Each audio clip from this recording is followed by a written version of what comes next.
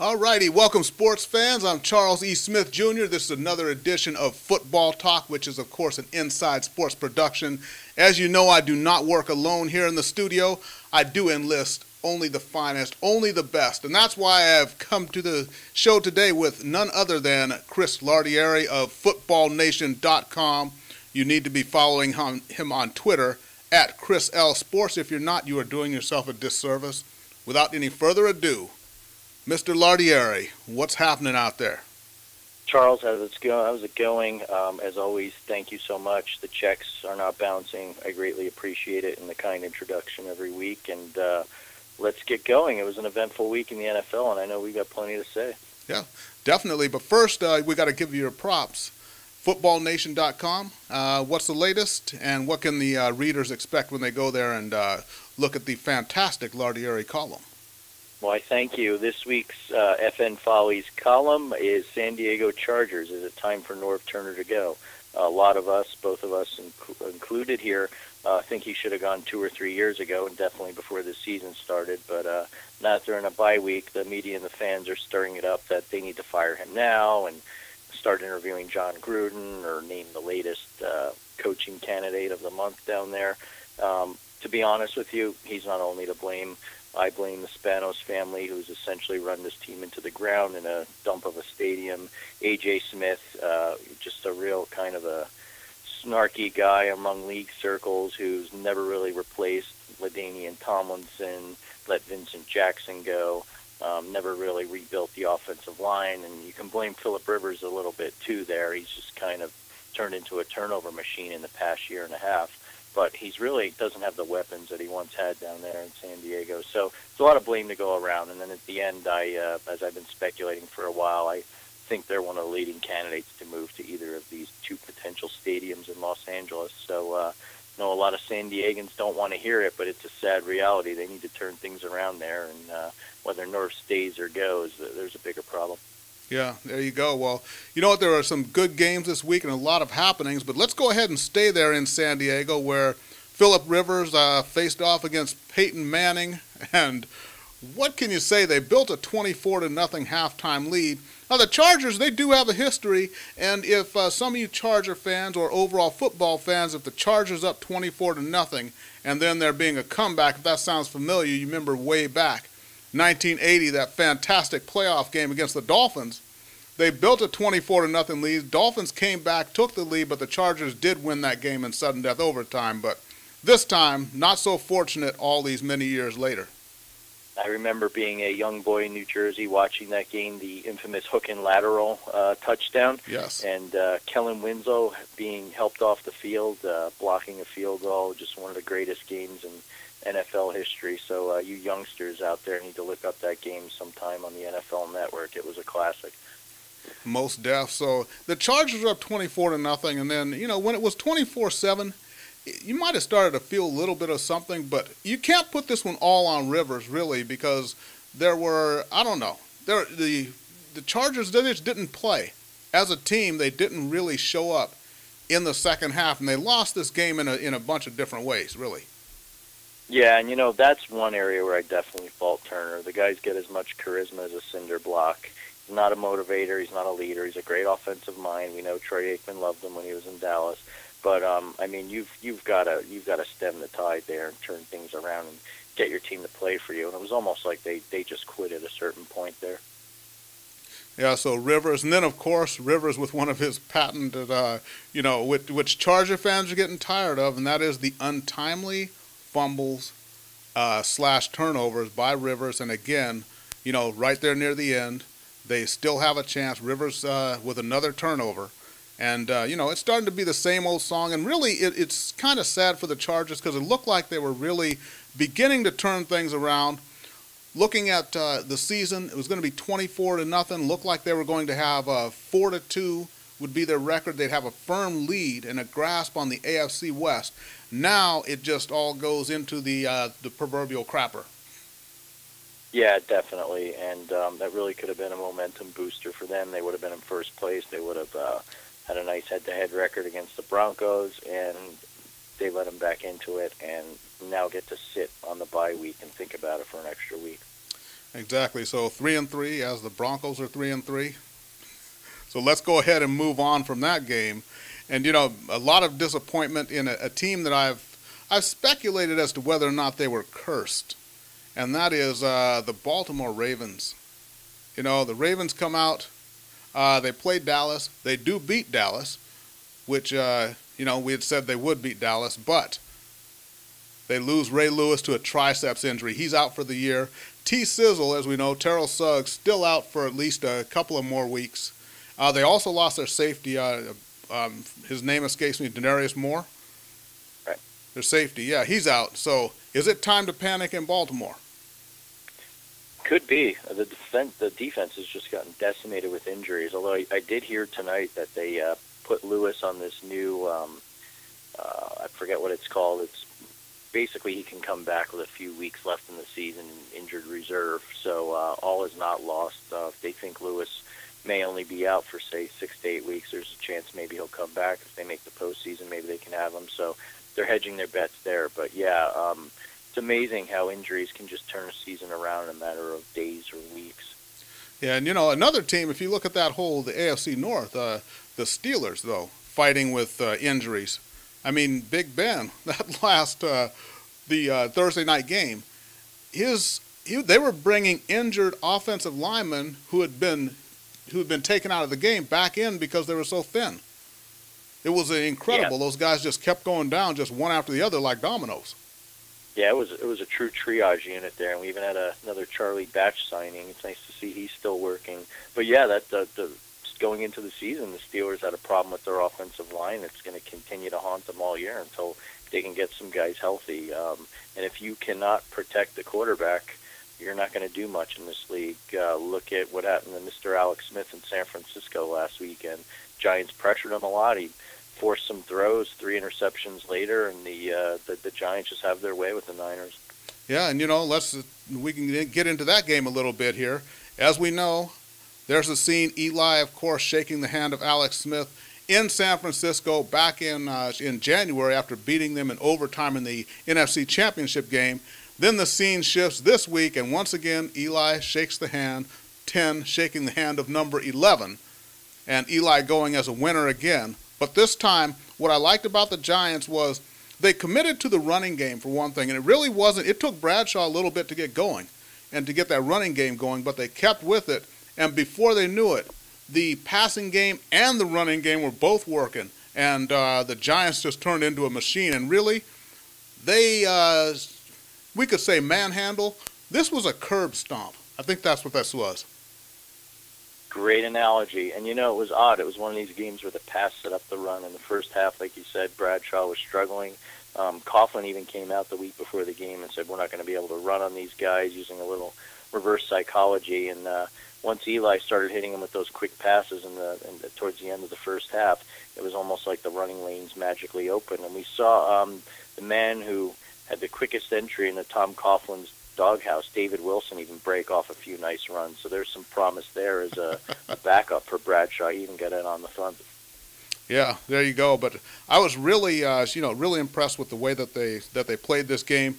We did our picks last week, and I did pick the Niners. I picked the Giants. You picked the Niners. I kind of saw this storm coming, so I think both you and Terry Bradshaw owe Mrs. Mara an apology here for going against the team. Yeah, we do. For me, I'm a little more superstitious, so I figured I would reverse jinx the Giants into a victory, worst case scenario. So that's what I'll do. With Bradshaw, he's just got a general penchant for picking against the Giants and being completely wrong.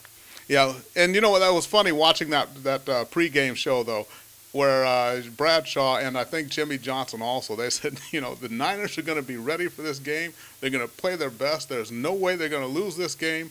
I'm taking the Niners. Only guy who took the Giants was Michael Strahan, for some would say obvious reasons. But I kind of knew the Giants, they'd just be ready to play in this game. And it was one of those things where the Niners wanted this really badly, but the Giants have got to make sure that they understand that, the Giants are the big dogs, and the Niners are still the little puppies nipping at the heels. Yeah, I mean, let's not forget it. They're the defending Super Bowl champs for a reason. The thing that's staggering to me, as a Giants fan and observer of football, is how they fought the Cleveland Browns an early 2-touchdown lead one week, and the next week come out and look like they're unstoppable and put a lot of doubt in the minds of everyone who thought the 49ers were the best team in the NFC. So if they could stay that motivated every week, we'll be a team to be reckoned with. But you and I both know there'll be some ups and downs between now and the holidays, and they suddenly do their late season rally. That's true, but it looks like maybe that game against Dallas, they turned things around after that.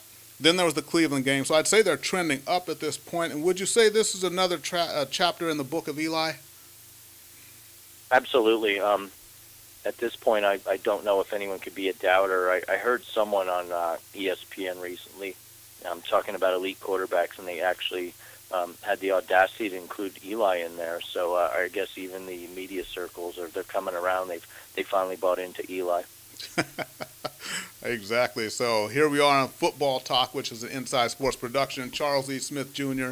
and Chris Lardieri as we go through the league, and we'll be getting into our picks segment here in just a moment. But you know what? First of all, it's been kind of sad a little bit this year for the league. First, there was the passing of Art Modell.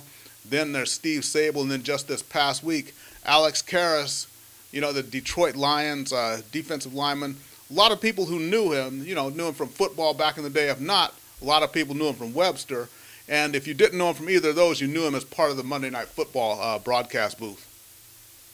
That's right, yeah, and I'm in the category that knew him from Webster as George Papadopoulos, right? Right, that's it. But, yeah, and it's funny, he and then you got another ex-baseball player, Bob Uecker, were like the leads of ABC sitcoms back in the 80s. I mean, now who would have thought that? But, yeah, he was definitely, if you look back to those old Lions teams in their original heyday, he was one of the anchors of that defense. And, yeah, very sad. I believe he was suffering from Alzheimer's here in L.A., so sad to hear that news. Yep. So let's go ahead and move on, pay that little tribute. And you know what, let's talk a little bit of the AFC, where the AFC East, we got a real log jam there. We got 4 teams, all of them at 3-3. Dolphins have a bye week. They've just won their second game in a row. They got a bye week, then they're at the Jets and at Indy. Big game coming up this weekend, division game. The Jets are in New England. But make a little bit of sense out of this thing for me. I really can't, other than it's true parody, so someone in the league offices in Park Avenue must be happy. But I know it's early in the season. The Patriots let a game get away in Seattle, and not to take anything away from Seattle, Russell Wilson led a nice comeback. Their defense is really underrated, but just been an up-and-down year. And I think the most astounding thing to me there is twofold. One, the Jets are 3-3. Now, I know they've had some ups and downs on their schedule. They've beaten a couple teams they should have and gotten clobbered by a few others.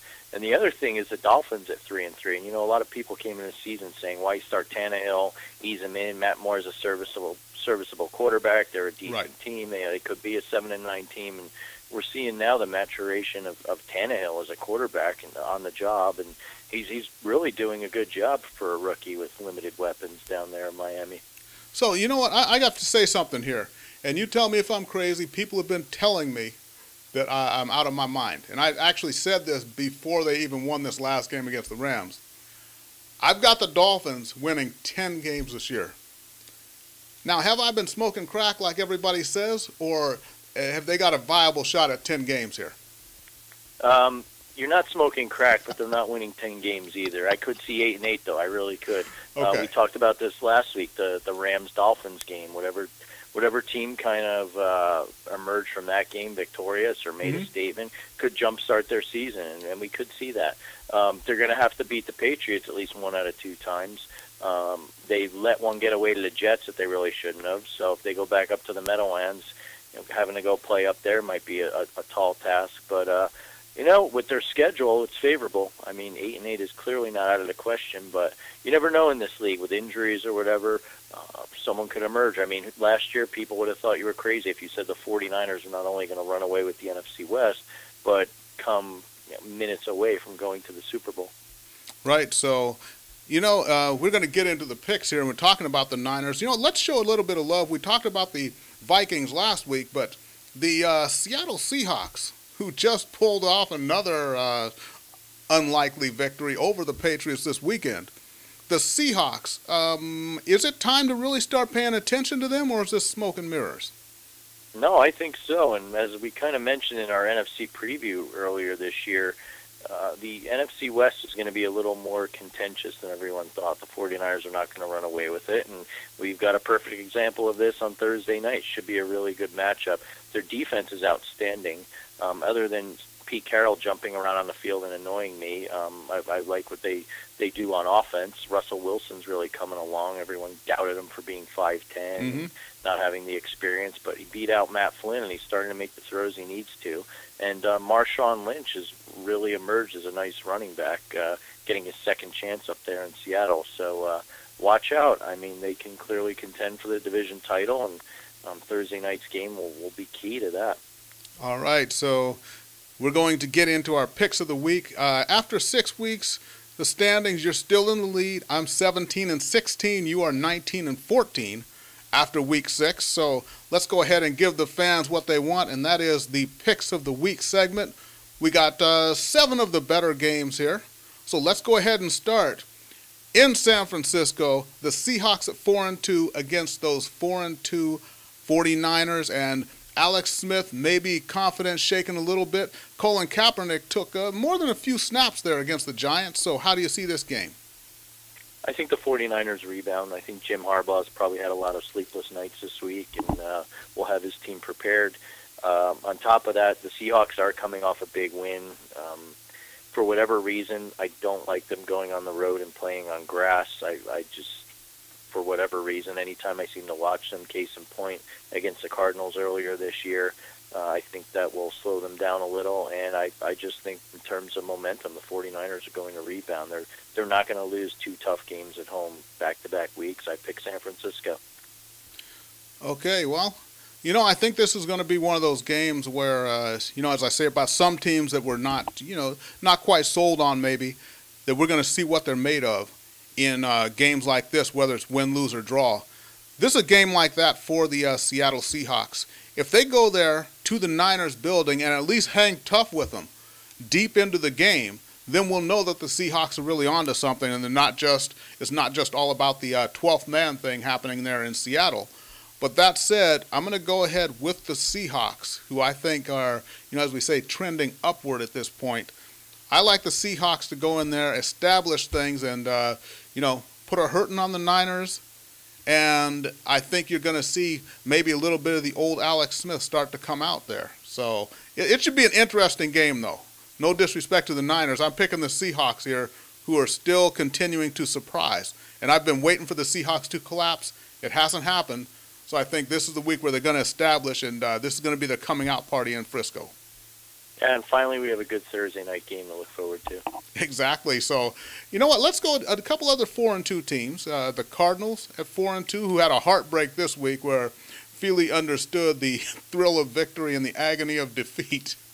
Kicks a long field goal to tie it up and then misses basically what's almost a chip shot, which would have won it in regulation. Instead, they go to overtime and lose.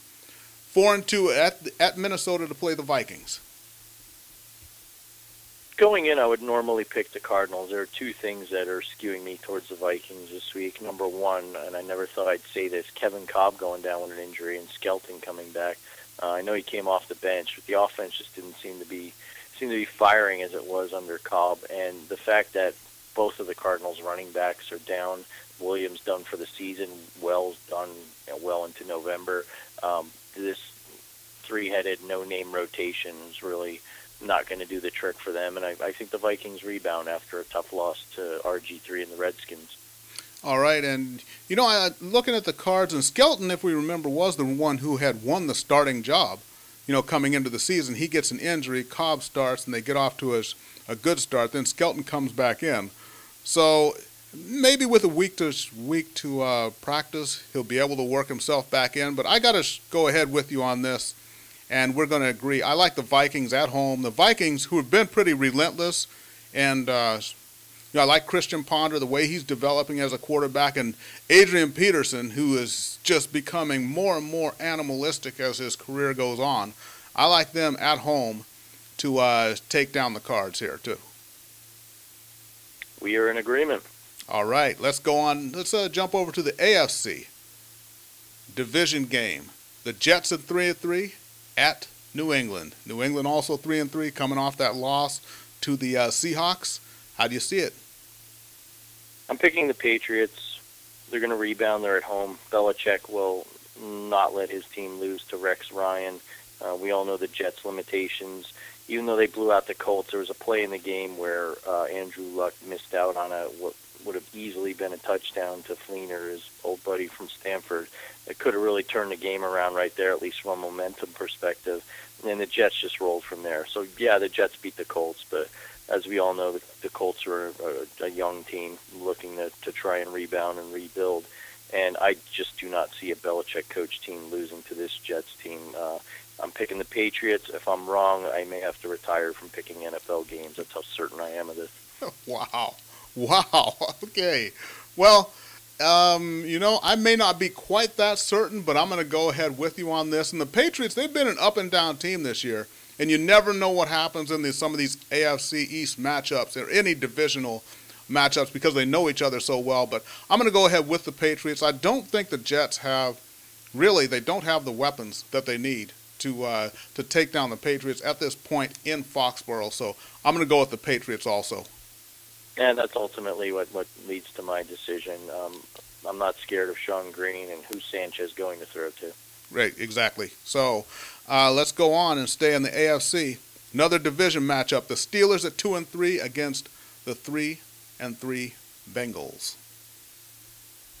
Do I have to pick? No. In all seriousness, these are two teams that are hard to figure out. Up and down, up and down. I do like the way Dalton's playing as a quarterback. He's really not suffering from the sophomore jinx. A.J. Green is quietly having a huge season at wide receiver. This guy is becoming one of the budding stars at the position in the NFL, and not a lot of guys know about it. The Steelers are really banged up on both sides of the ball. I'm going to go with the upset and pick the Bengals this week. Ooh, picking the Bengals against the Steelers? Well, I sure am. I know it sounds crazy, but I've got to go with one underdog. All right. Well, I'll tell you what. With the I look at the Steelers 2-3, the Bengals 3-3. The Steelers really they got to win this game. I just think it's one of those things they just have to win this. They have to get back into the whole race in their division. There's a lot of log jams at 3-3. I think there's 7 teams in the AFC that are 3-3 right now, and only 2 teams are better than that. That's the Ravens and, of course, the Houston Texans, who we're going to talk about that game in a moment. But I like the Steelers here. Even with their suspect offensive line riddled with injuries, I still think they've got enough to take down the Bengals. And, again, I don't see the Bengals just having enough weapons to beat the Steelers. The Steelers have had their number. This is a big game. I'm down with Big Ben and the boys.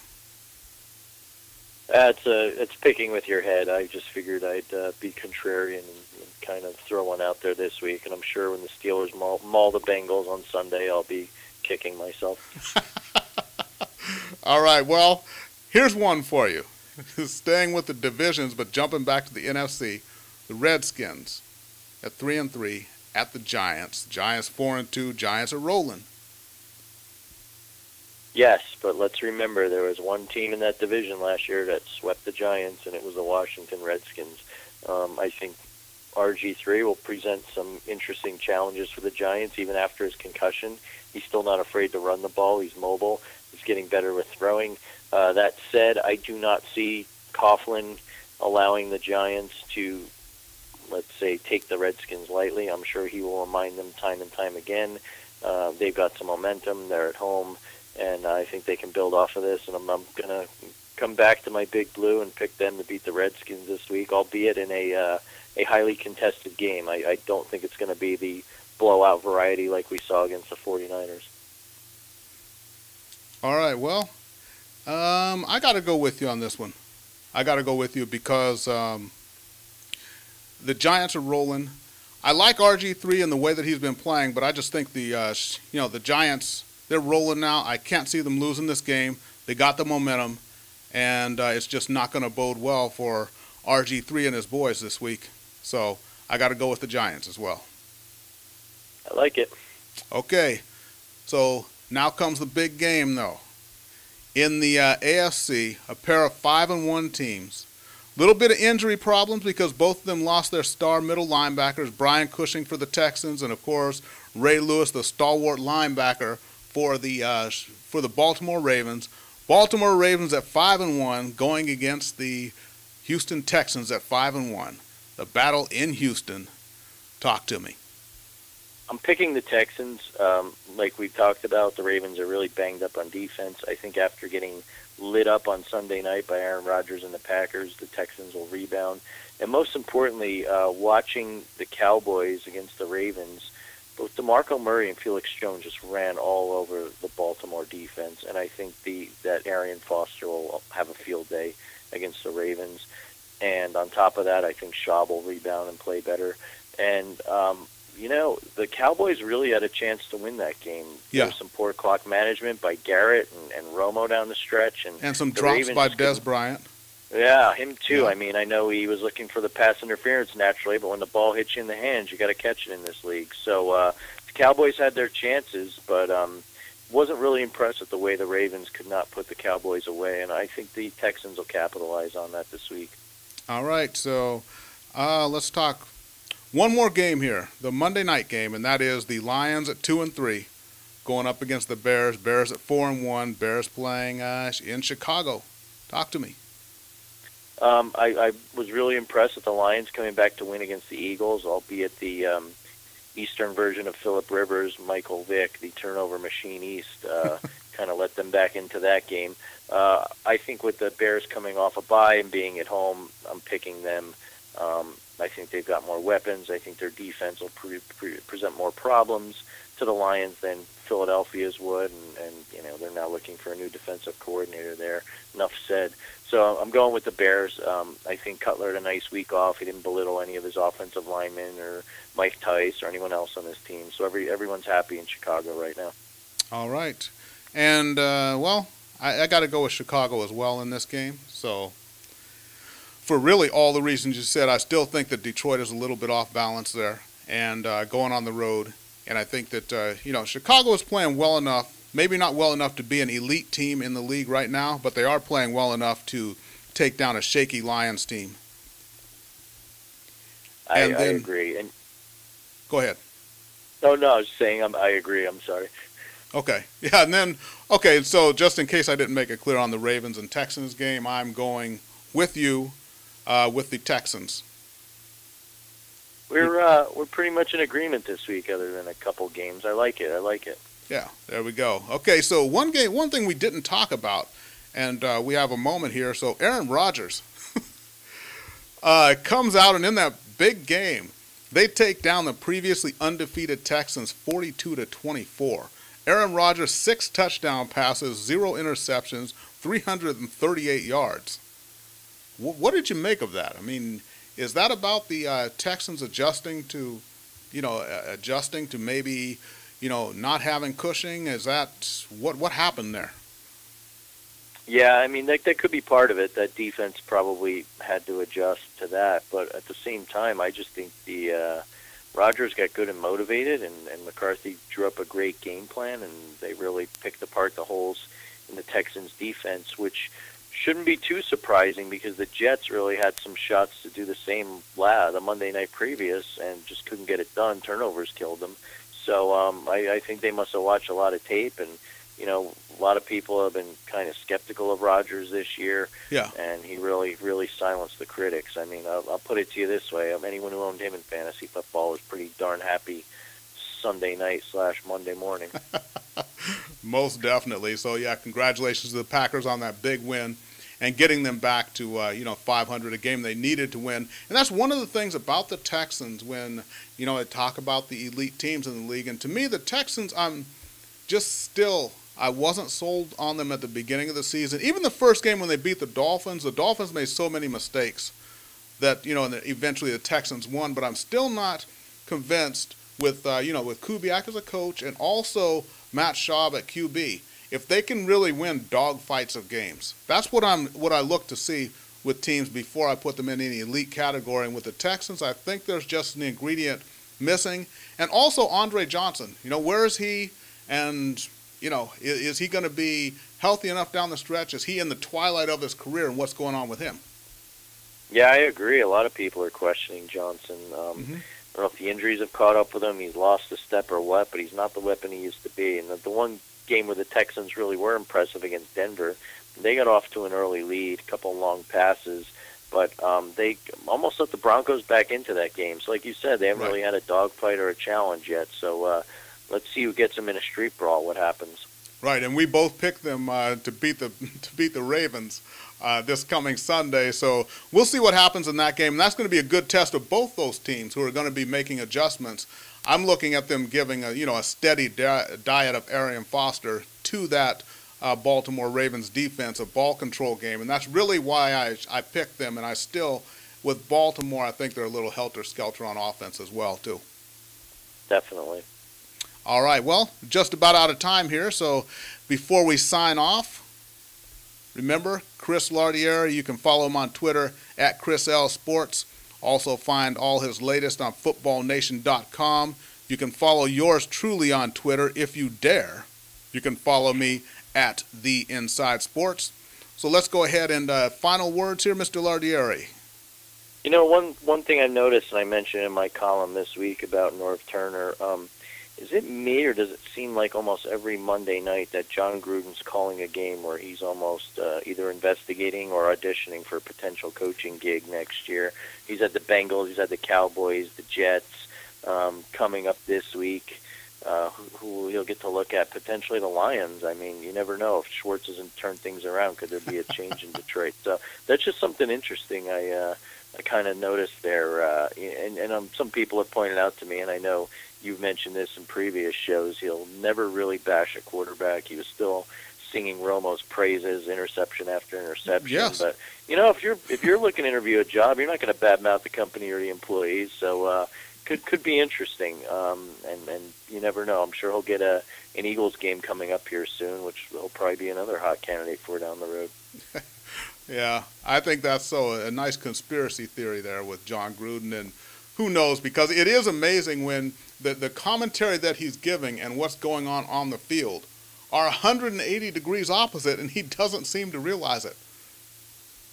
Yeah, it's pretty remarkable. And, you know, we complained about previous Monday night announcers like Dennis Miller and Tony Kornheiser, Jaworski. But in his own way, Gruden is finding a way to annoy the fans. Yeah, definitely. So I'll tell you what, we're going to go ahead and check out of here. Mr. Lardieri, it's been a pleasure. Likewise. All right, we'll see everybody next week as you take a look at some Giants chicks there. Everybody who's watching this on Ustream and watching the replay on YouTube as well. Thanks for joining us. So for Chris Lardieri, I'm Charles E. Smith Jr. This has been Football Talk, and we will see everybody next week.